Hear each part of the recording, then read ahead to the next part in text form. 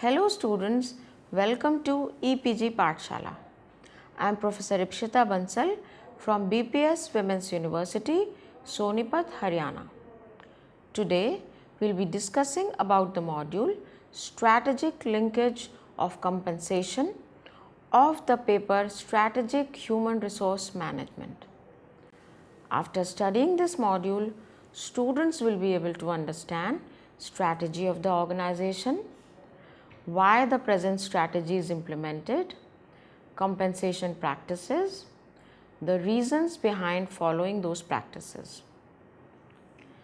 As per Bani 1991 and Prahlad and Hamel in 1990, human resource is the only resource which can give the competitive advantage to an organization. Compensation is paid to the employees for services they render to organizations. As per Bhattacharya, organizations today apply the principle of half to 2 to 3. It means employing half of the workforce, paying double the amount and getting 3 times the work. Salaries or pay were paid to the employees traditionally as per their expertise, nature of job and hierarchical level. Today, employer is more interested in return on investment, as whatever is spent on employees must be gained back. The set of policies and practices when associated with the vision and mission of an organization makes a strategy pattern. As per Mintzberg, there are 10 schools of thoughts of strategy and broadly come under prescriptive schools and classified into design, planning and positioning, whereas descriptive schools are classified such as entrepreneurial, cognitive, learning, power, cultural, environment and configurational. All these schools influence organization behavior studies. Let's now discuss about compensation design and strategy. Compensation strategy provides organizations an opportunity to encourage desirable behaviors and promote objective-based performance. In this process, rewards are deployed to employees who demonstrate desirable level of performance. In this way, it promotes objective-based employee performance. Rewards are potentially sophisticated under it and encourage heightened performance. Organizational practices for designing compensation structure vary widely. To ensure that organizations are aligning their policies and practices with the strategy of the organization, it should be clear that their expectations from the roles are accomplished. As per Bani and Prahlad and Hamel, human resource is the only resource which can give the competitive advantage to the organization. Employees have characteristics as they are rare, inimitable and non-substitutable resource, thus can achieve competitive advantage. Williamson also mentioned that organizations should ensure and understand that people are the strategic resource and ensure cost minimization in the organization. Agency theory propounded by Inhart in 1989 suggested that there should be a strategic alignment of interests of agents, that is employees, and principal, that is employers in an organization, thus streamlining employment relations and systems. Mintzberg and others provided 5 P's of strategy and discussed the description of strategic planning from different perspectives. These are given as: strategy as a plan guides an organization through different courses of action and provides a path from a current state to a desired future end state. Strategy is a position that determines the location, namely positioning of particular products in particular markets or particular leadership style in a particular situation. Strategy as a pattern ensures consistent behavior over time.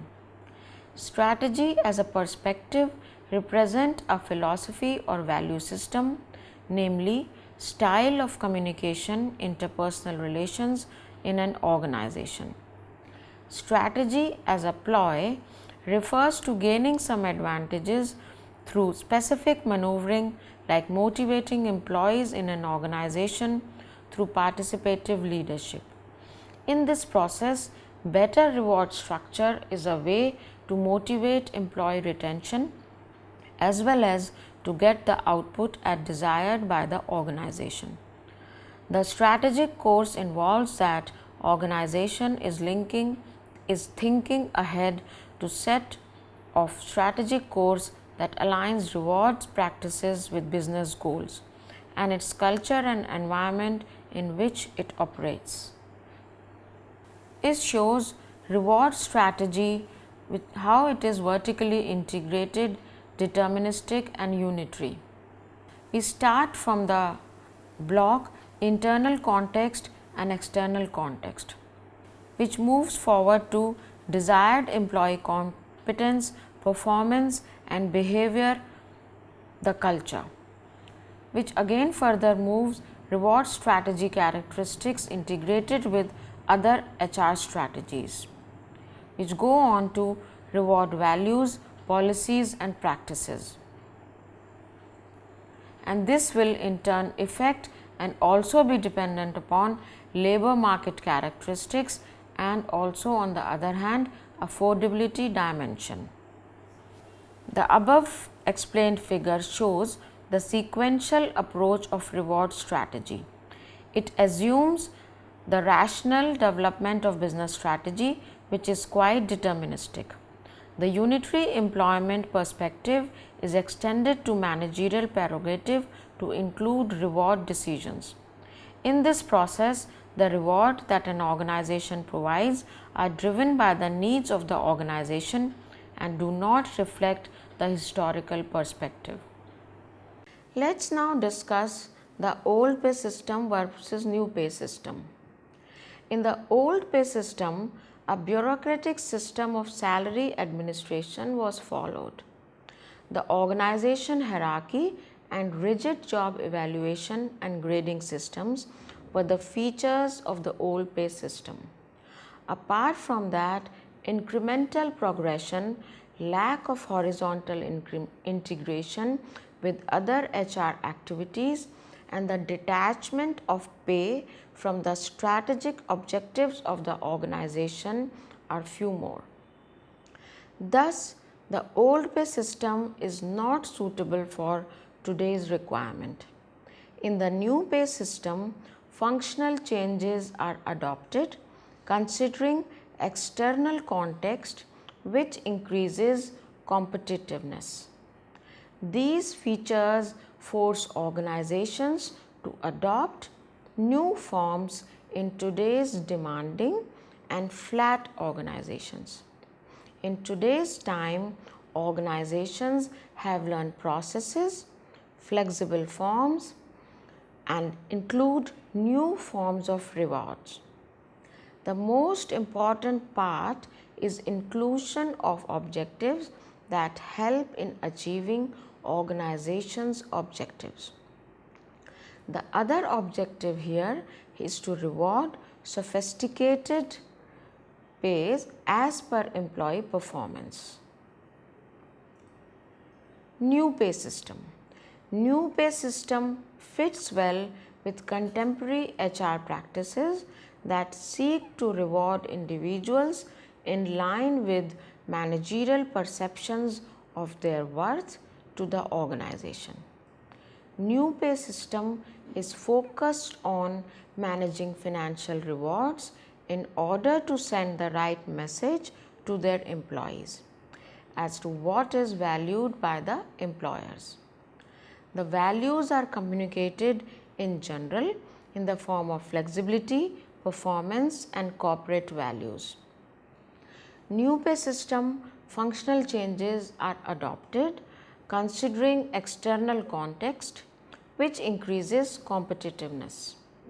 The emphasis here is rewarding contribution rather than seniority or status. The two key reward themes are a connection between employee pay and employee performance as a variable incentive linked to the corporate objectives through a performance management process, and second, a market related approach to pay and benefits to reflect the commercial worth. It may be the employer alone who takes all the decisions, or in another context, employee is also consulted in the process of co-determination.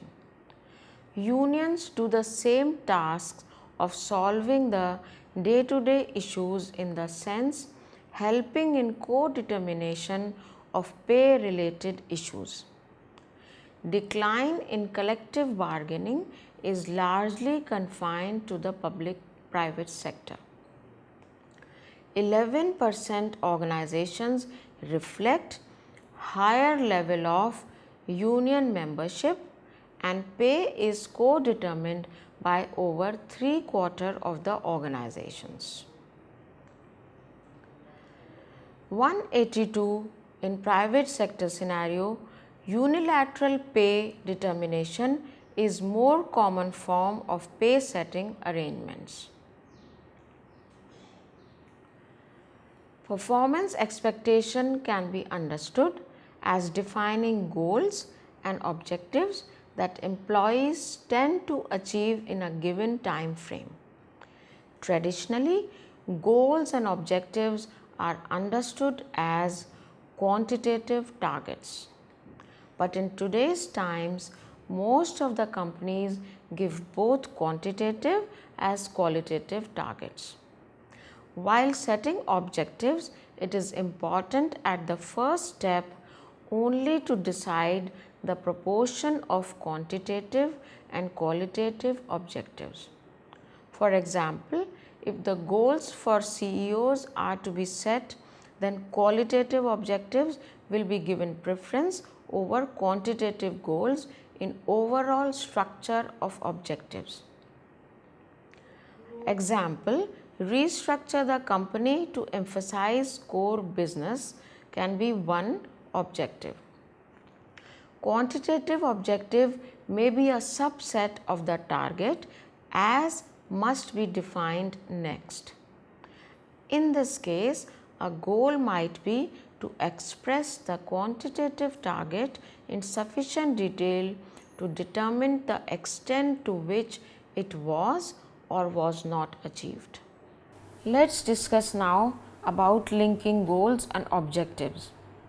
When objectives and goals are set as discussed in the case of a CEO, the CEO would like to be ensured that his or her objectives are reflected in direct reports, or there should be a vertical link, sometimes called as line of sight. It also means that directly or indirectly there are financial gains. For line executives, targets will include revenue, net income, return on assets, percentage of market share, and other similar goals and objectives. However, staff executives may have a few or some of these objectives in their goal sheet to promote cross-functional collaboration. Whether the objectives are quantitative or qualitative, they should be linked for improving performance on financial targets. In general, these targets and goals are categorized as initiatives, maintenance, and development functions. Here we see some examples of rating. First column is numeric, that is what numeric rating has been given to an employee. Second is verbal rating, and third column talks about how the objective was attained or whether it was attained or not. As we can see in the example, when the numeric rating is 4, verbal rating is outstanding and objective attainment is significantly surpassed or surpassed over major obstacle. With 3 rating, verbal rating is superior and objective attainment is surpassed over obstacles or achieved over major obstacles. When the rating is 2, verbal rating is very good, surpassed or achieved over obstacles or almost achieved over major obstacles. When the rating is 1, the verbal rating is good, objective achievement is achieved or almost achieved obstacles or partially achieved major obstacles. When the ratings are 0, verbal ratings we can see are acceptable, marginal or unacceptable, and the objective attainments basically relates to partially achieved accomplishments or little accomplishment, or in case of unacceptable verbal rating we see that objective attainment was nothing has been accomplished. When the rating is 2, sometimes it is written excellent, then the objective attainment is likely for more than one promotion. When the rating is 1, it is good, likely for one promotion. So, this is how organizations can devise their rating systems. Here we see the linkages between performance and promoability, which gives us promoability rating, that is whether the person is capable or is likely to be promoted, is suitable for promotion or not. There is a comparison between executive A and executive B. When we have goal A, weight given is 20 and score is 4. With executive B, when we have goal A, weight given is 20 and score is 4. And in this manner, rating is done and then total rating is calculated, which we see that for executive A it is 290 and for executive B it is 350 and average is 2.9 and 3.5. So, definitely it indicates that executive B will be better person for promotion. As discussed earlier that goals and objectives are vertical, there are some examples of horizontal goals as well as that are shared between 2 or more individuals reporting directly to the CEO or lower in the organizations. One example can be launch product A in second quarter in markets X and Y, capturing at least 10% market share before the year end. In the above example, development, production, marketing, sales executives have specific responsibilities and timelines to meet their targets. It might be included in the write-ups of the CEOs and the reporting business heads as well. This slide shows the distribution of performance ratings. Most of the companies still follow a mandate in which distribution of performance ratings are fit in a prescribed pattern, usually a bell-shaped normal distribution curve, also called as forced distribution. With the guidelines as issued by management along with the approval of management, forced distribution is applied to the overall workforce in an organization. As we can see in the diagram, this is the diagram of sales force performance bell curve. We can see that 15% are rainmakers, which are doing extremely well, 70% are average performance and 15% are falling and failing. Let's now talk about the total reward concept.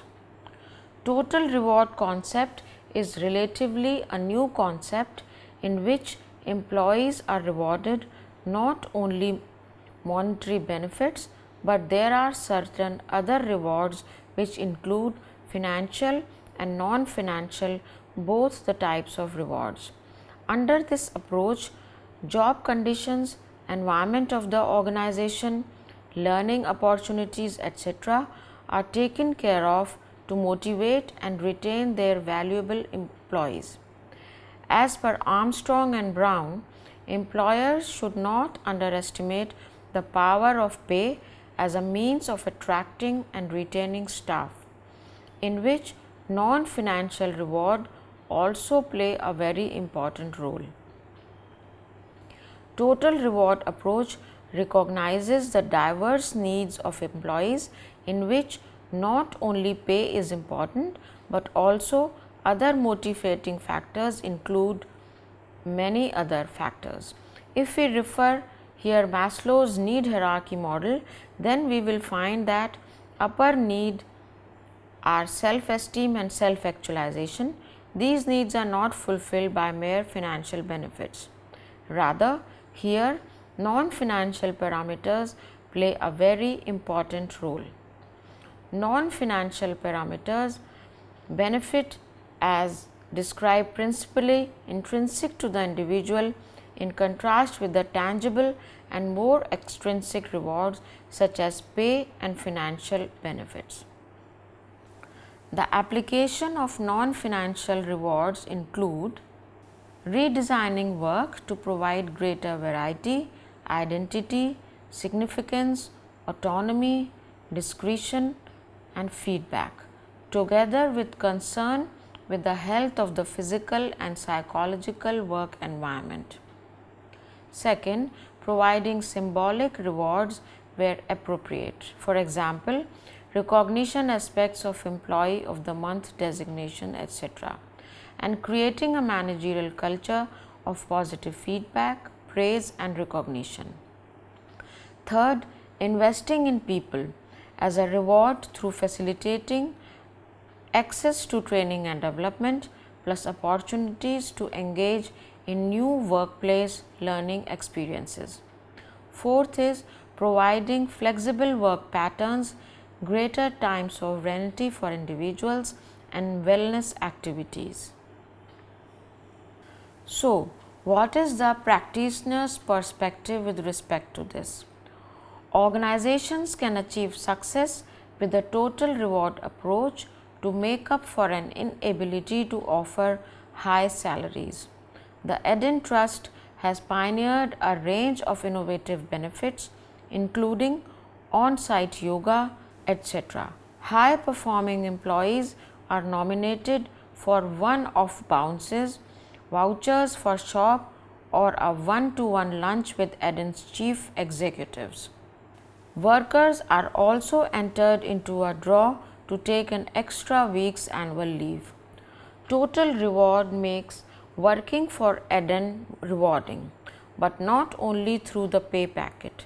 This suggests that companies should try new ideas concerning total reward, including a range of intrinsic and extrinsic reward. Cambridgeshire County Council has adopted a total reward strategy and overhauled every aspect of pay and benefits, including terms and conditions, childcare vouchers, training, and flexible working. It also communicates the range of rewards on offer, both financial and non-financial, to all the employees. Rewards and recognition are seen by its HR director as being part of the council's strategic approach to managing people. Let's now understand the concept of broad banding.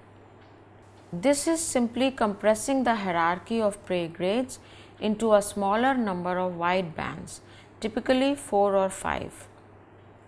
This means integrating pay bands into a broad pay band output. Pay band spans the pay opportunities that were previously covered by several pay ranges. In today's flat structure, lean and delayered organizations, broad banding concept is most suited. Organizations now saw declining opportunities for promotion, but simultaneously been faced with the demand for multi-skilling and flexibility. The benefits of broadbanding are given below. Increasing flexibility in pay management and facilitating greater involvement of line management and the determination of pay. Internal development and continuous improvement is rewarded. Career paths are clearly shown. Changing nature of work and employee expectations are responded to. Here we see strengthening HR systems by linking compensation. So, how can HR systems be linked to compensation?